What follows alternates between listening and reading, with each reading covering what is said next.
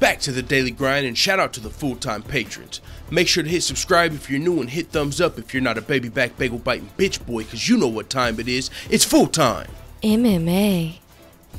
It's your boy Taco Bell Guani, and I'm coming at you with some great news for all the Nick Newell fans. Nick Newell has gotten his Contender Series nod from Dana White and is now one step away from the UFC. If you don't know who Nick Newell is, he is the one-armed professional fighter that was fighting over in World Series of Fighting. His most high-profile fight was a loss against Justin Gaethje, but that was his only loss in his career. Nick Newell is 14-1 as a pro, so a lot of people are saying, hey, he's ready for a shot in the UFC. Now, I got to admit, at first glance, the thing that popped in my head was Joe Rogan.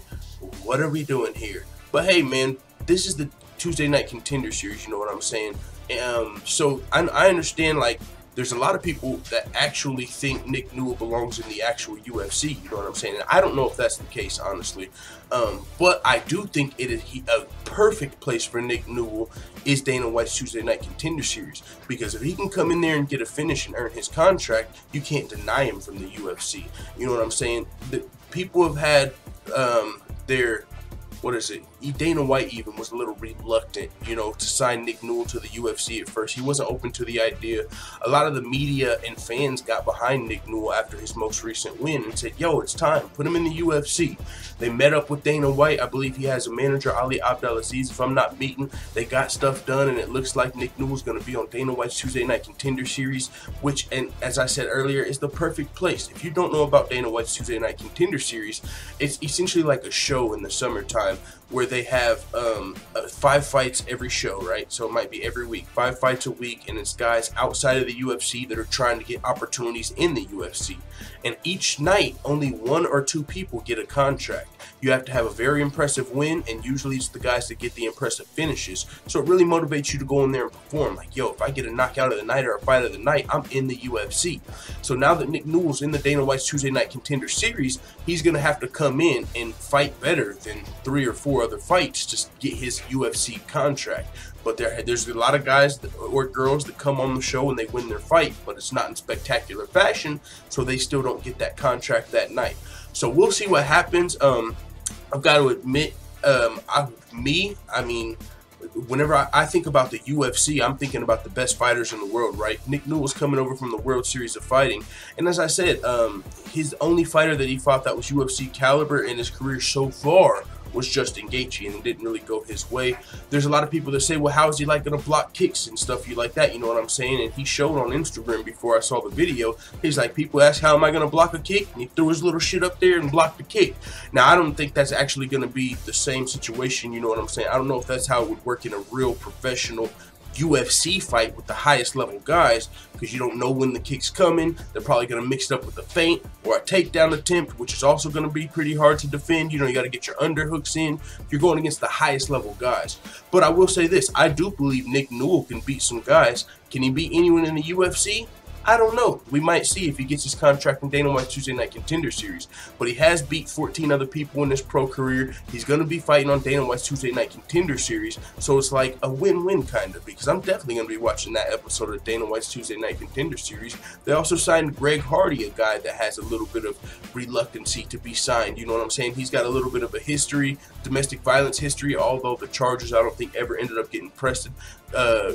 Greg Hardy still brings a little bit of baggage with him, and so a lot of people look down upon him, signing him to a UFC like, hey, we don't want those type of people over here. But with that being said, put him in Dana White's Tuesday Night Contender Series, and it's not like the UFC is saying, all right, here you go, we're signing you, fuck what everybody thinks.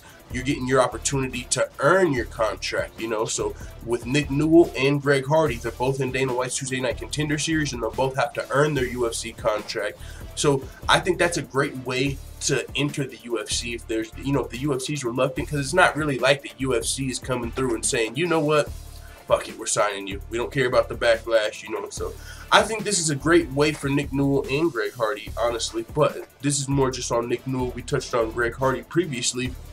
Nick Newell, though, man, he's going to come into the UFC, and that's just the last thing I want to touch about. Like I said, these are the best fighters in the world, right? So the best lightweights in the world. You're talking about guys like Conor McGregor. You're talking about guys, of course, like Justin Gaethje. He just lost again, but Eddie Alvarez, Conor McGregor, Dustin Poirier.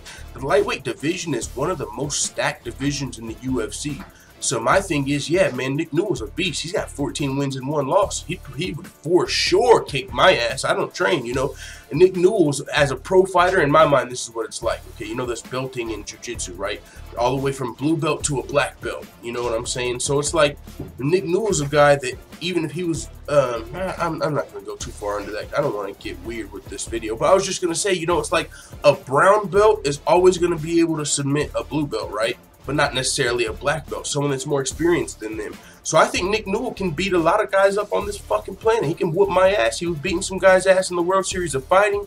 My only thing is, this is the UFC, and everyone loses in the UFC. The greatest fighters of all times lose in the UFC. Every dog has their day. So my only reluctancy a little bit is, and I'm not the UFC, so I really don't have to worry about it. I'm just gonna be watching, like, you know, with those eye emojis, like, oh, what's going on here? You know what I'm saying?